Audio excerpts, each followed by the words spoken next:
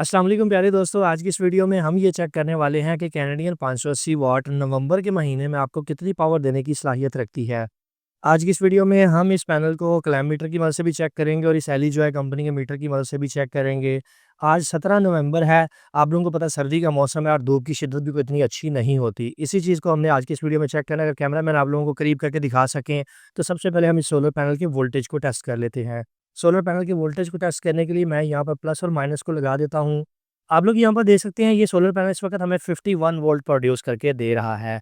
अभी अगर बात कर ली जाए शॉर्ट सर्किट करंट की, तो मैं जनाब सबसे पहले अपने मीटर को 40 एम्पीयर के ऊपर रख के यहाँ से 0 सेट कर लेता हूँ। यहाँ पर मैंने एमसीबो कनेक्टर इसीलिए लगाया है ताकि एमसीबो को कोई मसला ना हो। तो यहाँ पर इस वक़्त हमें हमारा ये सोलर पैनल 5.7 एम्पीयर प्रोड्यूस करके दे रहा है। तकरीबन 6 एम्पीयर 6.4 तक जाते हैं अगर इसका थोड़ा-सा एंगल सीधा किया जाए। बात कर ली जाए सैली जो है कंपनी के मीटर की मदद से टेस्टिंग की, तो आप यहाँ पर देख सकते हैं कि इस वक़्त हमारा ये पैनल 334 वाट हमें प्रोड्यूस